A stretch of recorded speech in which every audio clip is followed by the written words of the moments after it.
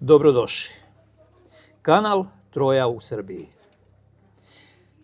Posle prve emisije o promjeni imena kanala nagovijestili smo naše interesovanje i istraživanje u saradnji sa našim Trojancima, ali sa ove jugoistočne strane sa Ripanjcima. Očekivanja su bila da u širem okruženju Troje, onako kako su ih već naši stari istraživači Miličević i Vasić uočili, postoje tragovi te gradine, tih starih stanovnika ovog prostora. Evo danas razgovaramo sa jednim Ripanjcem. Ime? Boško Vranić.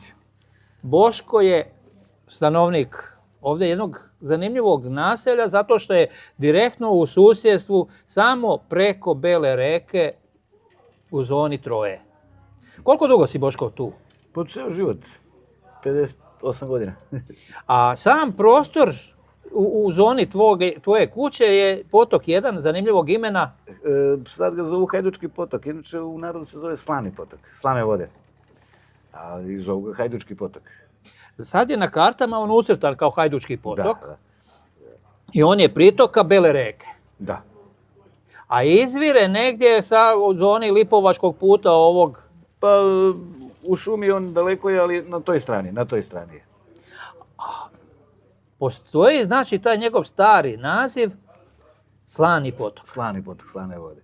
Zato što je tu kad su ispitivali trebalo je da bude jezero, velika brana, ispitivali su to vodu i našli su da ima neki procenat slanosti, da ima neki procenat soli. Nije slana bukvalno, ali ima neki procenat. Da je mnogo dobra voda i čista. U njoj ima nekih rakova, klenova, ima i krkušice, čikovi, neke ribice koje nema u drugim potocima, samo tu. A ta spominjana potencijalna brana za čije potrebe istraživanje vršeno otprilike, kad je to bilo? To je bilo 80-ih godina. Još je bio Tito živ. Znači, neko je uočio vrednost te vode i tog prostora. Jeste, ispitivali su i onda je to pošumljavano gore da se napravi jezero, veliko brana. Dugačko bi bilo skroz do ušća, maltene, do izvora. Do izvora, da. I ostalo je na tom planu. Ostalo i to je posle sve propalo i niko više nije radio ni dolazio. Ali, ti si danas pronašao tragove brane, koja je po čemu sudeći mnogo starija. Starija od ove Hahaj. To je mala brana, ali je služila nečemu. Znači, neko je već prije znao vrednost te slane vode i njegnu potencijalnu korist primjenu. Kaži mi, ovo danas što si obišao, šta je tebe prvo privuklo tome? Po čemu si prepoznao da to nije čisto prirodno? Pa to ranije dok sam, kao klinac, tu smo se i kupali, tu je bio i jedan kao bazenčić, tu su bile livade, tu su dolazili svi da se kupaju, bilo je veoma lepo. I u tom samom useku da je ta brana, to je tako nekako izgledala, nije prirodno, nije da je priroda napravila. Ima i priroda kad napravi, ali ovo je nekako izgledalo više da je urađeno, da je između dva brda, ravni zidovi, ravan plato, imala je neku visinu, možda nekih 3-4 metra otprilike. Dobro, sad je to priroda odradila svoje, nekog ne dolazi. Popunilo materijalom, lišćem. Nešto je voda razbila kad su bile velike vode. Ali je ostalo još tih delova, kao što smo na snimku. Ostalo je dosta tih delova koji su vidni i može da se pretpostavi da je to neko napravio. Ali cijeli prostor, ljudi već znaju da ima neku svoju mističnost, da ima nekog sadržaja iz davnina. Pa ima, verovatno, tu su sad neke stare priče, ja ih i ne znam, ali ovi stariji, verovatno, znaju. Tu su se vodile nekad i bitke Turci dok su bili i šta ja znam. Verovatno tu ima mnogo stvari koje su zarasle, koje se ne vide, koje zato kad bi se nekako moglo da se nađe, ali to je vremenom zatrpano. A kaži mi... Da se nađu neki tragovi, nešto da se vidi negde. Da. Kao ovo, recimo, što je. Ono na površini, pa do čega čovjek može doći, a što nije negdje prikriveno, sakriveno naslagama i talogom.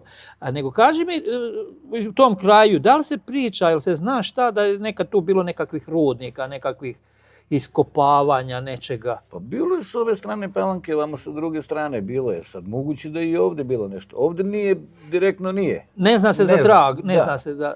Možda je nekad nešto se dešavalo. Možda Aha, nešto bilo. a ovo znači od Visoke pa ovaj Palanački potok... Tamo je bilo, tamo ima rudnici, ima štolovi, ima gdje se radi. Sad moguće da je i to bilo povezano.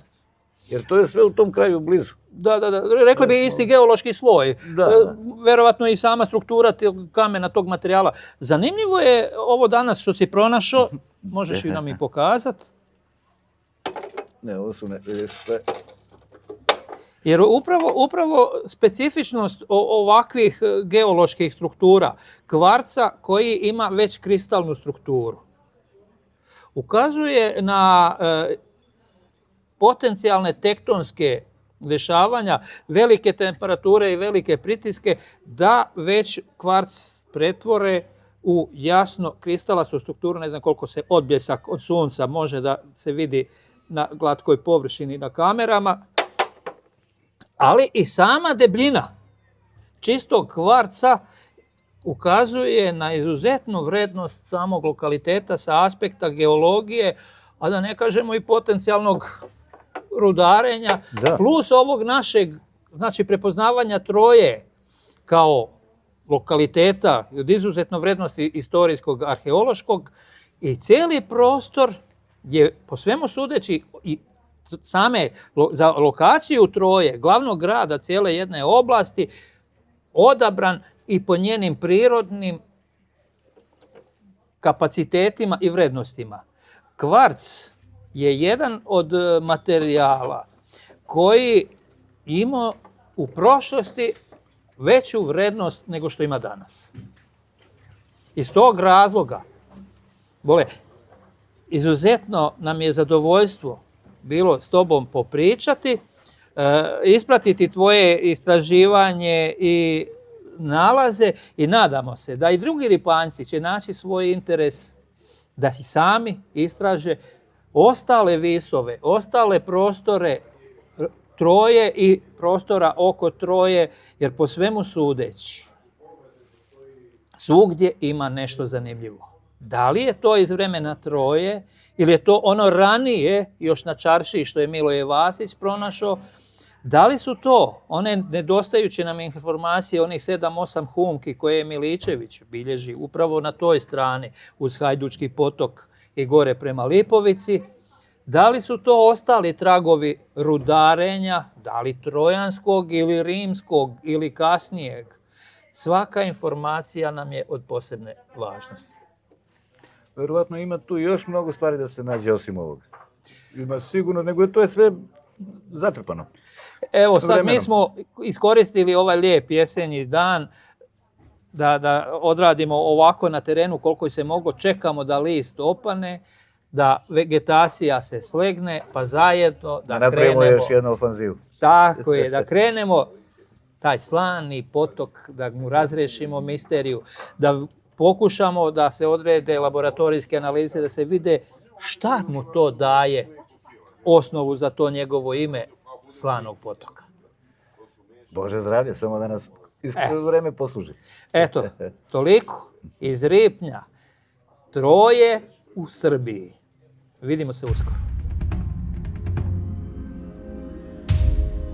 Nego ovo, upravo to ti pokazujem. Vidiš gar, vulkansku aktivnost i kristalnu u ljuspicama, u slojevima. Ali ova je fantastična, ova nam je najbitnija, jer to je upravo ta potvrda nečega što je ovdje evidentno. U opisu Trojanskog rata Ahil, kad se bori u reci Ksan, kaže, što je bio nepobediv, nije ga niko od ljudi mogao savladati, u borbu se uključio vulkan. I reka je počela da ključa. Sve gori oko, što jasno ukazuje na određenu vulkansku aktivnost. I upravo na ovom kamenu vidimo potvrdu tako nečega. Vrlo je moguće. Vrlo je moguće da se tu nešto dešavalo, vidiš, ova tri visa imaju specifičan izazov. Sad, istorija se ponavlja u ciklusima. Ovo ne mora da bude iz tog dešavanja, ali ukazuje da ovaj lokalitet ima taj potencijal da ispuni to što je opisano idealno. Da se nekad dešavalo, ovo može da bude iz nekog prethodnog takvog sličnog procesa gdje je erupcija izbacila, znači, kvarc na površinu, temperatura visoka i visoki pritisak od njega napravili kristalnu rešetku strukturu, ali i ostavila i trag onoga šta ga je prouzrokovalo. Tačno sam našao ono što treba. Sa našim istraživanjima možete se detaljnije upoznati kroz 2 knjige. Tvrđava na Banovom brdu kapija Troje, knjiga Ilije Ogorelice, predstavlja rezultat više od 1 decenije istraživanja, u kojoj se stihovi Ilijade i Odiseje upoređuju sa konkretnim topografskim odlikama prostora oko Beograda, istorijskim izvorima i drugim proverljivim podacima. Zlatnoruna Apolonijeva Argonautika je zajedničko delo više autora i otvara mogućnost da se stvarna putanja najslavnijih moreplovaca antike sagleda kroz novu perspektivu. Oslanjajući se na same epove, na dela antičkih i srednjovekovnih pisaca, od kojih smo mnoge sami preveli, kao i na arheološke i geološke nalaze i živa predanja iz svih srpskih krajeva, knjiga gradi čvrstu i logički zasnovanu hipotezu o kretanju Argonauta. Više o ovim izdanjima možete pronaći na našem sajtu trojasrbija.com, gdje ih možete i poručiti.